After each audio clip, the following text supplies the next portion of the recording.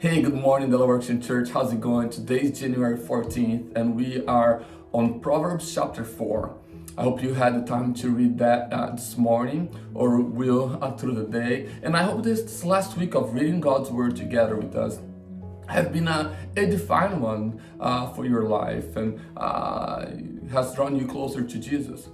There's three very important questions that we have been asking. What is God highlighting to us through the chapter? How does that make us feel? And what is God calling us to do from that which has been highlighted to us? As I was reading chapter 4, three verses really came out at me. I'm gonna be spending time with you on one of them, but I'll talk to you about those other two very briefly here. The first verse that was highlighted to me was verse 5 that says this: get wisdom, get insight. Man, I need a t-shirt that says that: get wisdom, get insight, right? Like that's a great quote. The second one was verse 19.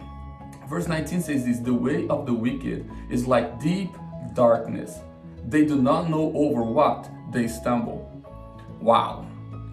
Man, that's interesting. The best way I can talk to you about this one is, often I wake up in the middle of the night for different reasons. The dog wants to go out, or the kids are crying, or I need to drink water, and every night, every time that happens, it's so dark in our room, and I have to leave bed and go do whatever. And there is a box in the end of the bed that I know it is there, that I know hasn't been moved for ever, and it's a box that we put shoes on. All the Laura's shoes is in there because I don't have any shoes. She has all the shoes in the house, so we need a box to help her out. So that's not true. It's my shoes. But I know it is there, and every time I wake up in the middle of the night, even though I know it is there, I still keep the thing. I still keep the box, and it hurts, right? It hurts your toe. And it's like, in the middle of the night, your heart's racing, and it's just ruined the whole night up. Because when living in darkness, when surrounded by darkness, you do not know what is ahead. And the danger is that you will stumble, and that there will be consequences from that.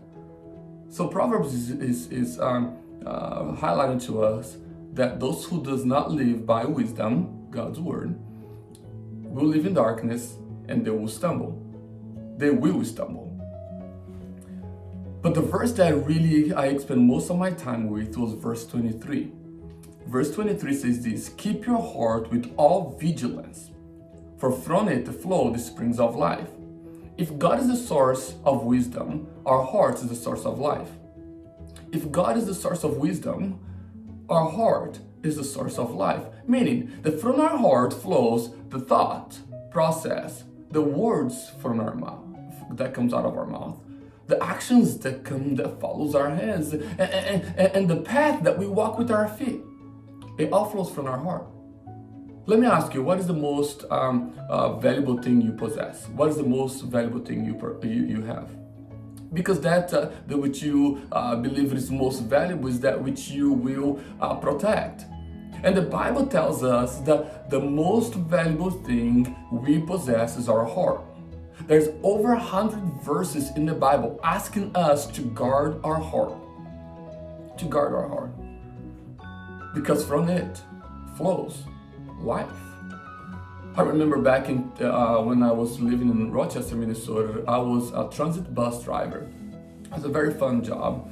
But the most important part of the whole transit bus operation was the dispatch center. The dispatch center was there to help us through the day. And if the dispatch center was attacked, or we cut the communication from it, our whole days would be ruined. Because there's a lot of good information that came from dispatch center to us. It really allowed us to be effective in what we did every day. The dispatch center would warn us of an accident. The dispatch center would warn us about road construction. The dispatch center would help us really find different routes and important routes that we needed to take. The dispatch center was very important in the operation, because from there, from the dispatch center, it it really guided us through the whole process of the day. Which reminds me of our heart. Our heart's like that dispatch center. It really communicates with our heart, with our mouth, with our eyes, with our thought process, with our hands, with our feet. It really communicates with us what is important, what is in it. So if you don't guard it, if you allow anything to come into your heart, well, then you might find yourself walking in darkness. And one of the ways that Christians protect their hearts is by thinking about biblical truth. Spending time in the biblical truths that we find in God's Word. Because you can't protect your heart without thinking. Fueling the processes and the actions of life, the path of life without thinking. Thinking is important, and thinking starts not in the mind, it starts in the heart. I love what Sinclair Ferguson said. I'll read it here for you. I have it just highlighted in my Bible. And says this: thinker makes best doers.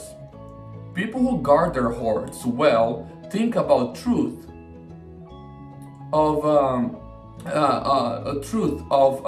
and how to apply it to their lives in a practical way. So he's saying thinkers makes best doers. People who guard their hearts, they think about God's truth often and how to apply it practically to their lives. So that's the verse that was highlighted to me. The other question is, how does it make me feel? It makes me feel like I have been neglected my heart. I have been putting my heart in vulnerable positions. I have not protected my heart well. So I need to find ways of protecting my heart. Spending time with God's Word as we have been doing. I think maybe I need to stop listening to some of the secular music that I listen to and start listening to a little bit more to worship. I need to start listening a little bit to some of the things that's going on around the world and really start focusing on listening to maybe some different sermons, more podcasts from Christians, authors from leadership that is really going to guide my life and my path in a way that is godly. To think more about biblical truth. And that's how it makes me feel. It makes me feel like I'm neglecting my heart, that I'm putting my heart in a vulnerable position. And what it calls me to do, calls me to change some of my actions, as I was just sharing with you. Listening to more Christian podcasts or leadership podcasts that will help me being a better pastor, a better leader. Maybe continue to spend time reading God's Word, and maybe change a little bit of my music habits. I love music. Some of you know that. And sometimes I spend a little bit too much listening to secular music. Maybe I need to rethink about that and insert some of spend more time listening to worship. So yeah, here you go. What was it highlighted to you? How did it make you feel? What is God calling to you? You can text me, email me, or you can comment below. If you are on YouTube or Facebook or any social media, just comment below. If you're watching the church website, hit me up, send me an email. You can find my email on the church website. And I'd love to hear from you on what God is doing in your heart. All right? Hey, be blessed. Thanks for joining me this morning.